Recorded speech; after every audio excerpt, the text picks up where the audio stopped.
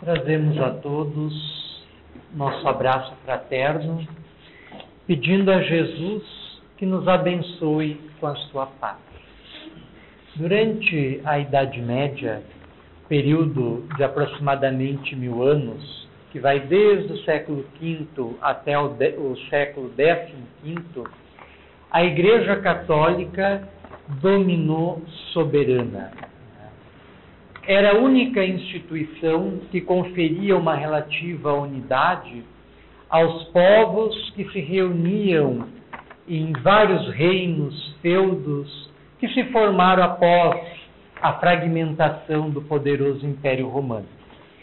E com ela vigorava a sua concepção de mundo, a sua concepção teológica do mundo.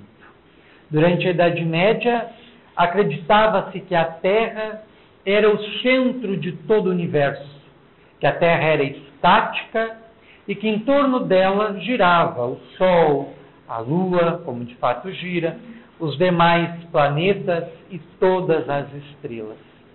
E o lugar do homem, nessa visão teológica, era da mesma forma central, porém estático e pré-determinado. Após a morte, lhe aguardavam ou o céu, ou o purgatório, ou o inferno. E esta visão cosmológica da existência está muito bem sintetizada numa obra de um poeta italiano chamado Dante Alighieri, A Divina Comédia, onde ele, em versos magistrais, descreve a ascensão do inferno até o paraíso, mas caracterizando de forma brilhante as diversas regiões infernais, e que guardam uma semelhança incrível, inclusive na terminologia empregada, com as regiões espirituais descritas pelos espíritos que se comunicam conosco desde o tempo da codificação, mas principalmente com a obra do espírito André Luiz.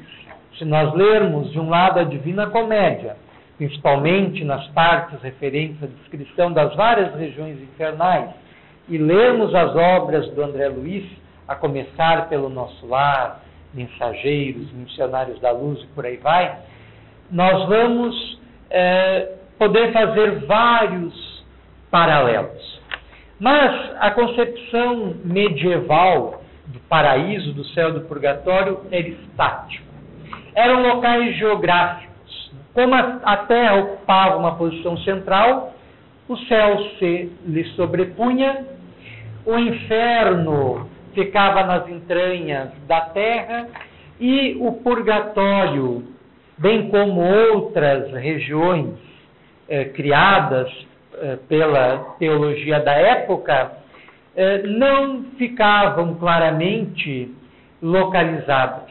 A sua posição não era muito clara. O século XVI foi essencial para que houvesse uma mudança na forma de ver o mundo. E para isso foi indispensável uma série de transformações sociais, culturais, econômicas, artísticas, que aconteceram sob o signo do Renascimento, da expansão geográfica, do renascimento das cidades do comércio, da revolução científica que já começa no século XVI, com as ideias de Nicolau Copérnico, de que a Terra não era o centro do universo, era apenas um planeta a orbitar em torno do Sol como os demais, as ideias de Galileu Galilei, Johannes Kepler, mais tarde René Descartes, Isaac Newton e tantos outros. E esse conjunto de transformações pôs um fim na visão teológica medieval e abriu para o ser humano uma nova possibilidade de compreender a si mesmo e o seu lugar no universo. E nessa transição da Idade Média para a Idade Moderna, uma personagem destaca-se sobremaneira. Chamava-se Giordano Bruno.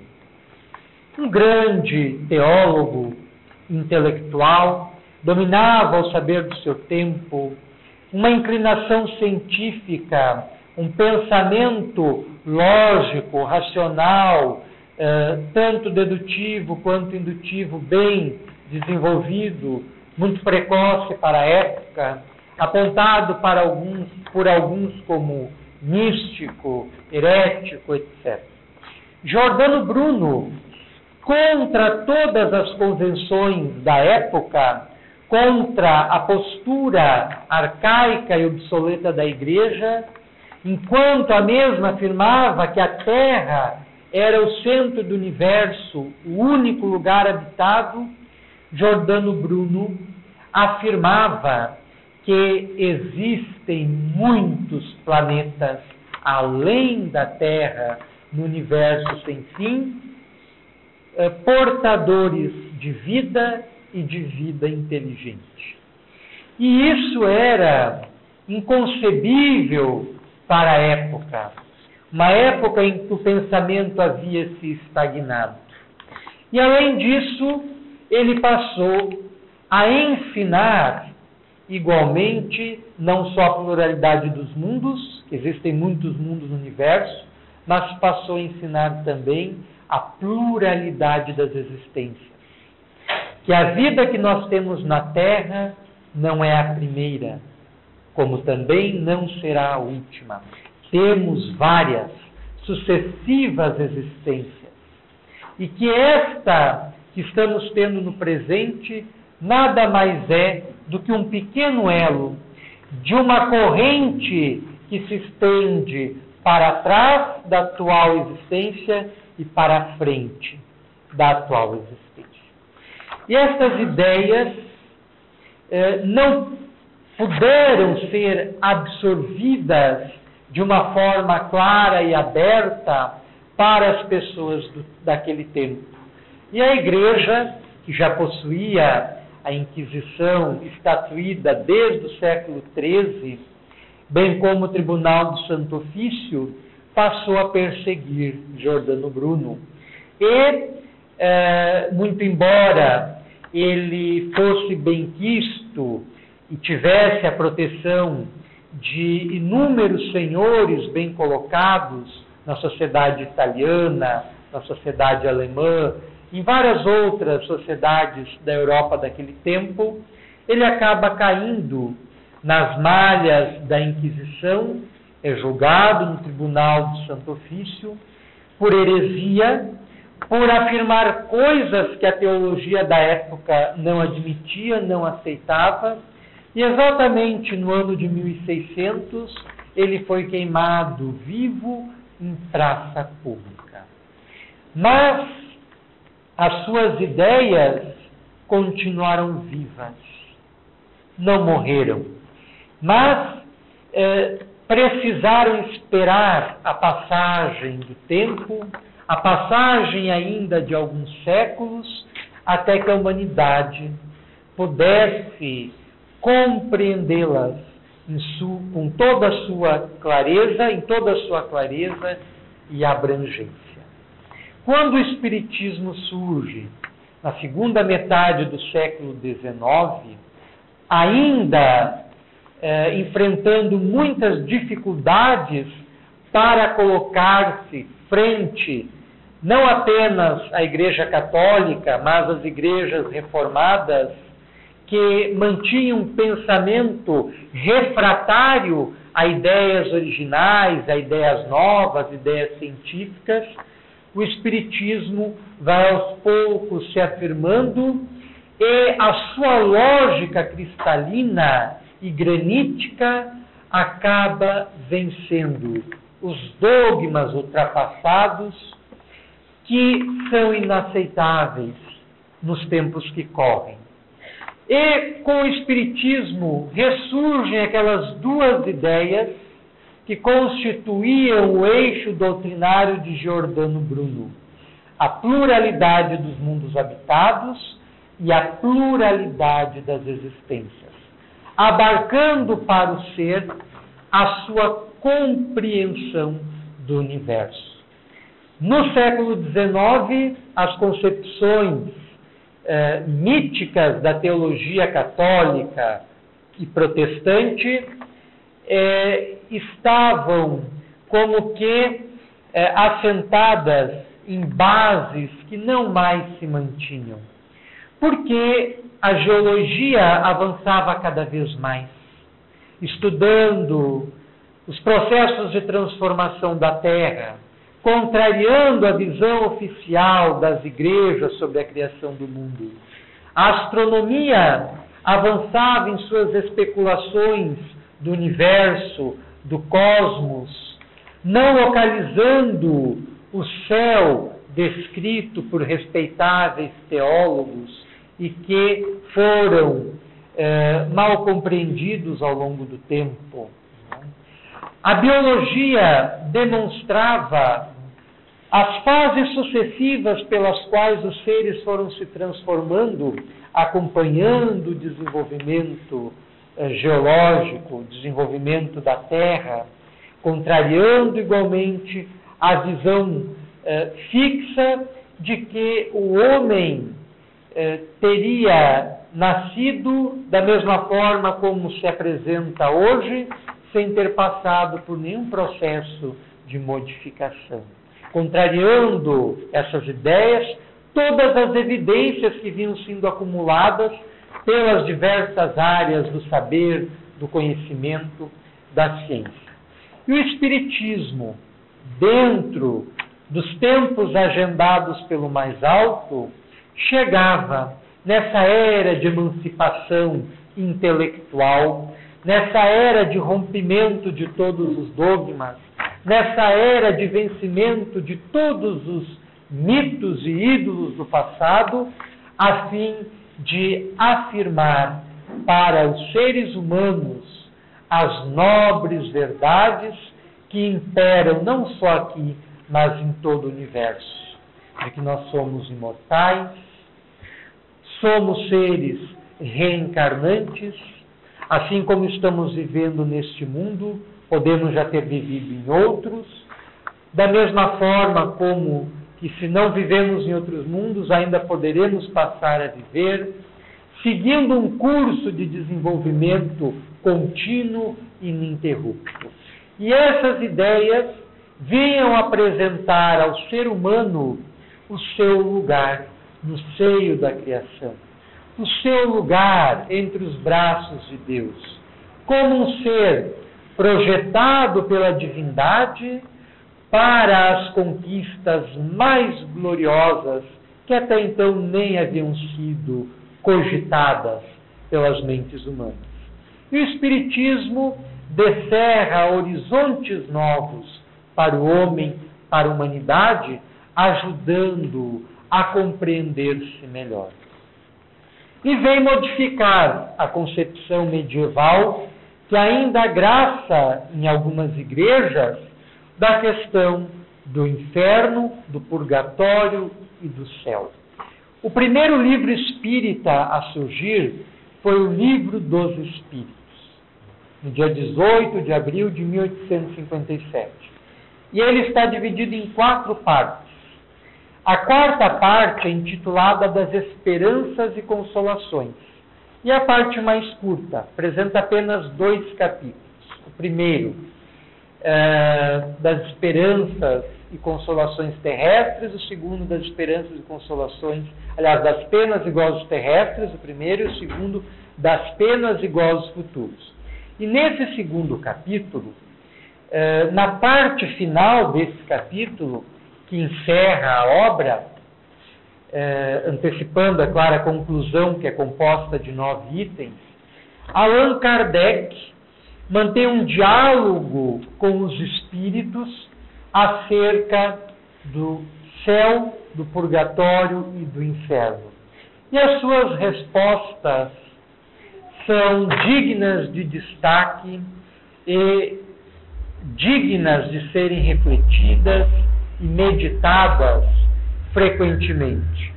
Porque ali os espíritos que atuaram no processo da codificação espírita, que eram espíritos muito avançados, que já não se enquadram mais nas categorias de espaço e tempo em que nós, em função das nossas limitações, nos enquadramos, eram espíritos cuja sabedoria, cujo entendimento, cuja visão das coisas estavam muito além do aqui e do agora e muito além da nossa capacidade de compreensão. Tanto é que muitas teses científicas do próprio século XIX, como outras do século XX, estão antecipadas no Livro dos Espíritos, como é o caso da teoria da evolução. Charles Darwin publicou a sua obra Origem das Espécies, que consagra a tese do transformismo biológico, no ano de 1859. O Livro dos Espíritos o antecede de 2 anos, é de 1857. E nele já está implícito a ideia de desenvolvimento do espírito, que se reflete nas transformações que o corpo físico foi passando ao longo do tempo. Outra é a própria física quântica, né? Quando, ali no Livro dos Espíritos, os espíritos falam de fluidos, né? Estavam dentro da linguagem que a humanidade da época podia compreender, que os intelectuais que atuavam no processo da codificação espírita, como Allan Kardec, podiam assimilar, através dessa expressão fluidos, estavam antecipando a realidade energética sobre a qual se estrutura todo o universo. Todo o universo apoia-se sobre o infinitamente invisível, que são os átomos, as suas partículas, as suas micropartículas. Tudo antecipado ali no Livro dos Espíritos. E na última parte, que nós estamos citando, os espíritos, de certa forma, desconstroem a ideia equivocada, que até então muitas pessoas alimentavam, sustentavam acerca do céu, do purgatório e da terra. De locais exteriores, de locais geograficamente localizáveis, os espíritos os transferem para a intimidade do ser. O inferno, o purgatório e o céu não estão fora da criatura. Bem pelo contrário, estão dentro. Jazem em seu mundo interior, na sua consciência, na sua intimidade. Portanto, essa nova visão que eles trazem do céu, do purgatório e do inferno desafiava a compreensão da época, como ainda desafia a nossa compreensão hoje. Como pode ser que nós carregamos em nosso íntimo o céu, o purgatório e o inferno? As nossas consciências constituem, cada uma delas, um mistério em si. Um mistério insondável, cuja natureza, cuja profundidade, cujas dimensões estão odiernamente na pauta das doutrinas psíquicas, sobretudo da parapsicologia e da psicologia transpessoal, que vem propondo cartografias para a consciência a fim de mapear, a fim de conhecer melhor, a fim de penetrar nos meandros daquilo de onde emerge a nossa identidade, a nossa personalidade, a nossa memória, quem de fato nós somos. Então essas disciplinas acham-se voltadas para os mistérios, para os enigmas da consciência, que é a parte essencial de cada um de nós, e é esta parte que reflete estados os mais diversos, que podem ir, segundo a classificação teológica lá da Idade Média, desde o inferno até o purgatório, até o céu, aliás. O indivíduo que se encontra num estado espiritual, num estado de consciência, de ódio, de raiva, de maldade, um estado de consciência voltado para a prática de coisas ruins, acha-se um estado infernal. Porque esses sentimentos, essas emoções que alimenta dentro de si, lhe acarretam sofrimento, lhe acarretam dores, lhe acarretam angústia, lhe acarretam depressão, lhe acarretam toda uma sorte de coisas negativas que o impede de ser feliz. Da mesma forma, o indivíduo que se encontra com a sua consciência voltada para o bem, voltada para as verdades espirituais, voltadas para o cultivo da paz, voltadas para o equilíbrio, voltadas para a harmonia, voltadas para a realização, para a saúde, para o bem-estar, é como se estivessem no céu. Então, inferno, purgatório e céu constituem estados da consciência, estados da mente.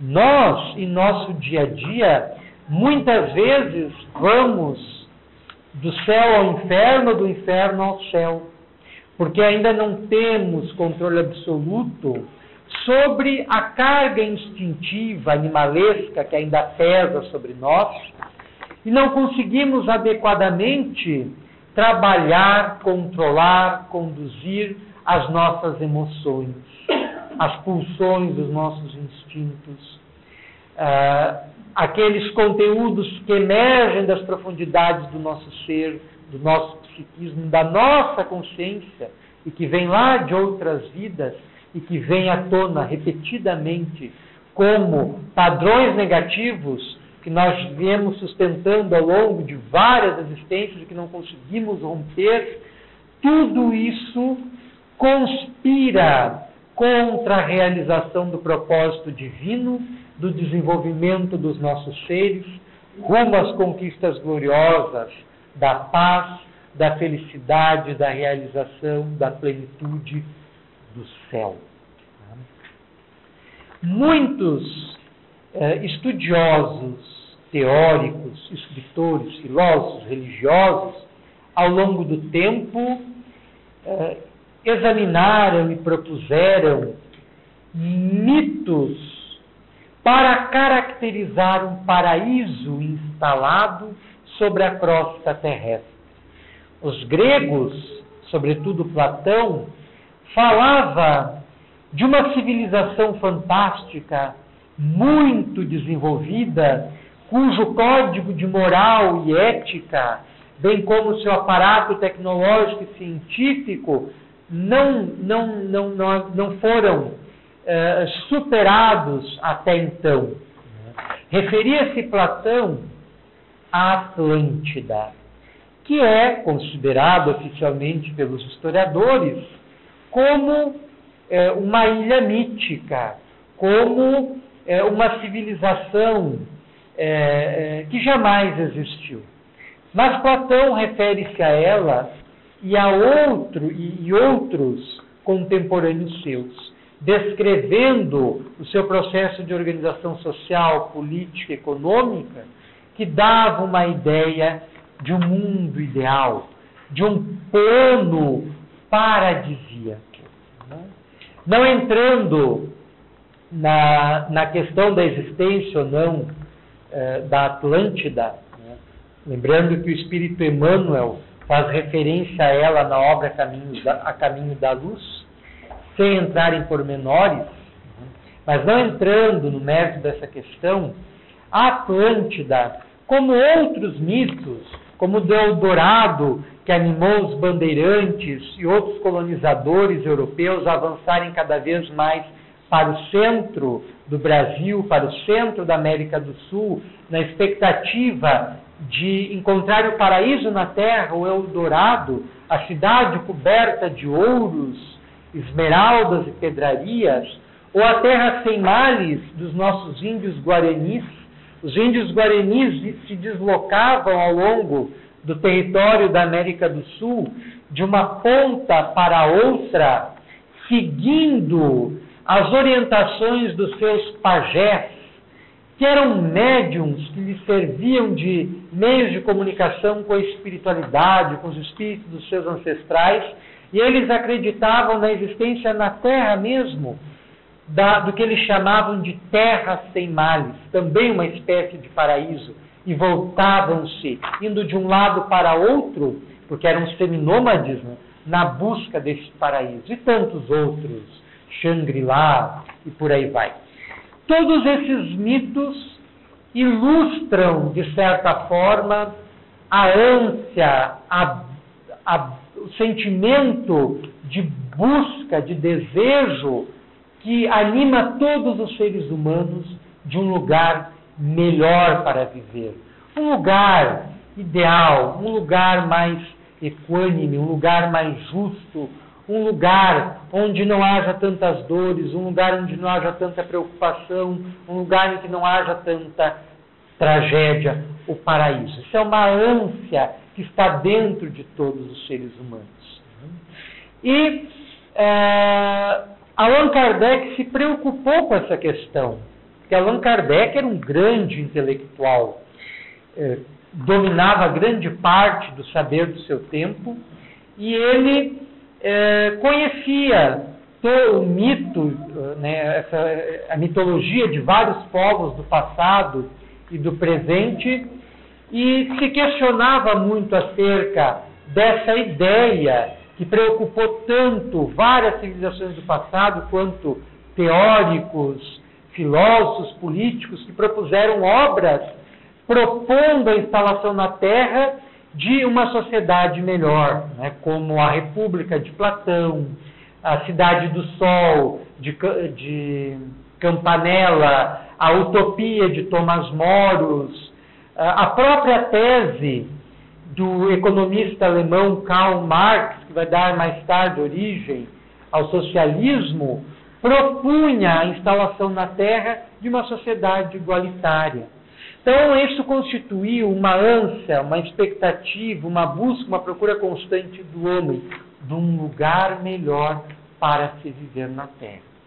E Allan Kardec, lá no século XIX, nossa segunda metade, numa Europa atravancada de conflitos e disputas políticas, numa Europa que vivia o auge do imperialismo e da dominação dos outros povos, Allan Kardec pergunta aos espíritos, naquela que é a última questão do Livro dos Espíritos, a questão 1019. Poderá jamais implantar-se na Terra o reinado do bem? É a questão que encerra o Livro dos Espíritos. Observe a profundidade. Em todo esse item ele está discutindo a questão do céu, do inferno, do purgatório com os espíritos.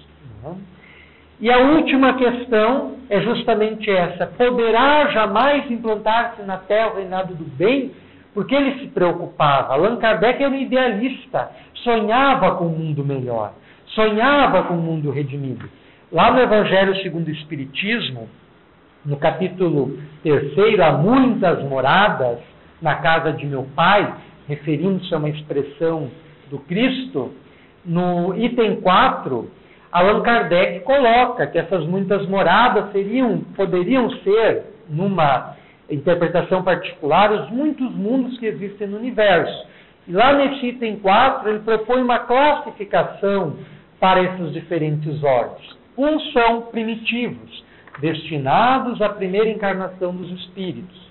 Outros são de provas e expiações, onde predomina o mal.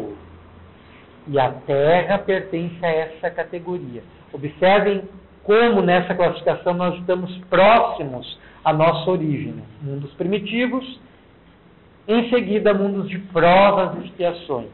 Depois, mundos de regeneração, onde, conforme a própria afirmação de Allan Kardec lá no item, onde as almas que ainda têm algo a expiar podem se reequilibrar, podem se retemperar, podem assimilar novas forças para seguir no curso do seu desenvolvimento espiritual. Quarta categoria de mundos, mundos ditosos, onde predomina o bem. Observe que ele não diz que no mundo de regeneração, no qual se acredita que a Terra esteja entrando, predomina o bem. Não, há um equilíbrio entre o bem e o mal, né? Entre animalidade e espiritualidade. Nos mundos ditosos é que há predominância do bem, mas ele não afirma que não há presença do mal, mas há predominância do bem. E a última categoria, a dos mundos divinos ou celestes, destinados a abrigar os espíritos puros, os espíritos que já concluíram todas as suas etapas encarnatórias, até então pertencendo ao plano ao plano de provas e expiações. Por isso, escreve Allan Kardec no final desse item, aí existem tantos sofrimentos, tantas dificuldades, tantos problemas. E é claro que nós não estamos por acaso neste planeta. Se nós estamos num planeta de provas e expiações, é porque as nossas características se encaixam com as características planetárias. E o mundo só será diferente quando cada um dos seus habitantes for diferente também. À medida que a coletividade mudar as suas características, as características planetárias mudarão também. Então, é um processo que já foi tentado muitas vezes de trazer uma melhoria geral para a humanidade, mas de maneira equivocada, de fora para dentro. Esse é um processo que deve emergir do íntimo de cada um, deve vir de dentro para fora, para ser eficaz. A Revolução Francesa, as revoluções liberais de 1848, chamadas de Primaveras dos Povos, a Revolução Russa de 1917, a Revolução Mexicana de 1910, a Revolução Cubana da década de 50 e por aí vai, N revoluções, nenhuma delas conseguiu estabelecer na Terra a ordem social, política e econômica sonhada pelos seus idealizadores e executores, porque foi tentado impor de fora para dentro e não funciona. É um processo que exige amadurecimento dos espíritos que se abrigam na Terra. Deve vir, repetimos, de dentro para fora. Mas voltemos à questão de Kardec. Kardec pergunta, questão 1019, poderá jamais implantar-se na Terra o reinado do bem? Que é a pergunta que todos nós fazemos, é quando é que essa Terra vai entrar no estado de regeneração, porque eu não aguento mais esse mundo de provas, de expiações, não aguento mais tanto sofrimento, tanta tragédia, tantas dificuldades. A gente quer saber. Né? Então os Espíritos respondem, uma questão bem extensa que nós vamos tomar a liberdade de ler. O bem reinará na Terra quando, entre os Espíritos que a vêm habitar, os bons predominarem, porque então farão que aí reinem o amor e a justiça, fonte do bem e da felicidade. Então, amor e a justiça como sendo as fontes do bem e também da felicidade que todos nós ansiamos. Por meio do progresso moral e praticando as leis de Deus, é que o homem atrairá para a terra os bons espíritos e dela afastará os maus. Estes, porém, não a deixarão, senão quando daí estejam banidos o orgulho e o egoísmo. Que os espíritos, ao longo de todo o livro dos espíritos, insistem em colocar tanto o egoísmo quanto o orgulho, quanto as principais chagas do homem e da humanidade, que quanto não extirpá-las, não conseguirá ser definitivamente feliz como anseia, conforme deseja. Predita foi a transformação da humanidade, e vos avizinhais do momento em que se dará, momento cuja chegada apressam todos os homens que auxiliam o progresso. Essa transformação se verificará por meio da encarnação de espíritos melhores, que constituirão na Terra uma geração nova. Aí, inúmeros intelectuais da área da educação, da psicologia, da New Age, falando de crianças índigos, criança cristal, não sei mais o quê. mas que de uma forma geral querem dizer isso. Essa geração nova que está encarnando para fazer com que a humanidade adentre nessa nova fase, em que o seu grau de espiritualização irá se acentuar.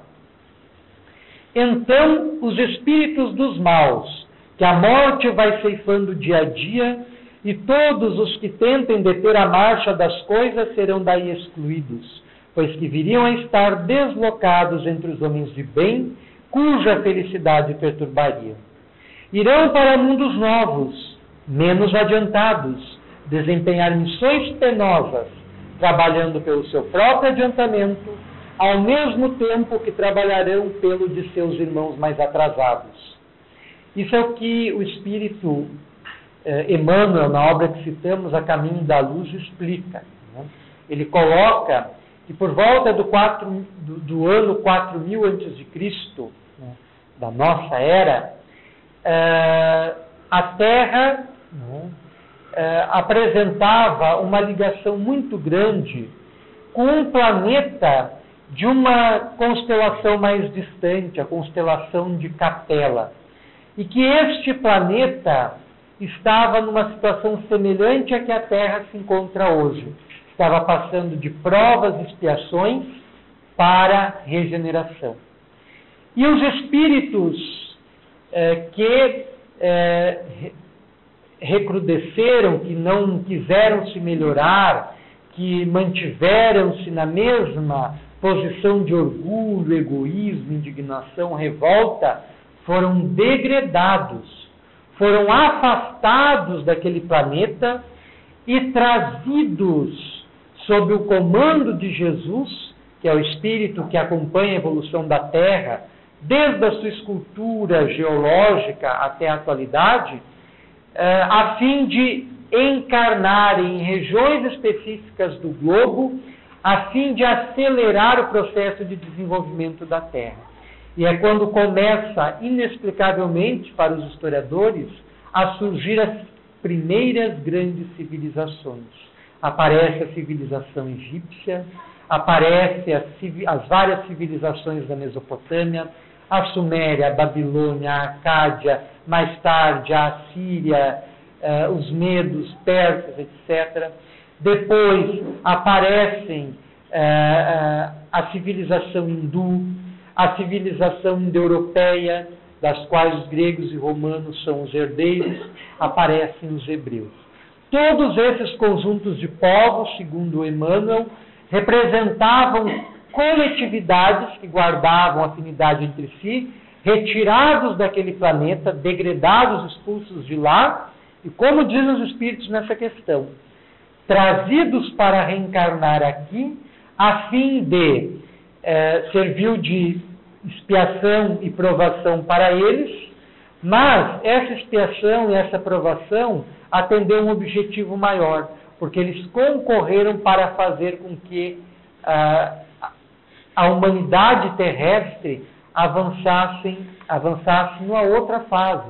Surge o Estado, inventam a escrita, inventam também as classes sociais, né, as divisões sociais, surge a ciência primitiva, a astronomia como a astrologia, a medicina, o uso das ervas medicinais, embora já viesse sendo usado desde a pré-história, na antiguidade, vai se conhecer, principalmente no Egito, com muita profundidade as propriedades de várias ervas, algumas sendo utilizadas para fins ritualísticos, de modo a expandir a consciência e conseguir penetrar em outros universos vibratórios, o que muitas pessoas equivocadamente fazem até hoje, através do uso ilícito de drogas alucinógenas como a maconha, o LSD, o crack, etc., que provocam um alargamento da percepção do indivíduo, mas de uma forma a causar dependência e a provocar prejuízos ao equilíbrio físico, ao equilíbrio emocional, ao equilíbrio mental da criatura. E é um processo que pode ser facilmente experimentado pela meditação, pela oração, por estados de concentração devidamente conduzidos, etc. Então, essas civilizações, né, todas elas, constituem espíritos degradados de um planeta que na época era mais evoluído que a Terra. E o mesmo está acontecendo com a Terra na atualidade. Um conjunto de espíritos, segundo os informes que nos chegam da espiritualidade, já receberam um ultimato, que se não se emendarem, que se não se melhorarem, serão degradados, como aconteceu com esses espíritos lá daquele orbe de Capela.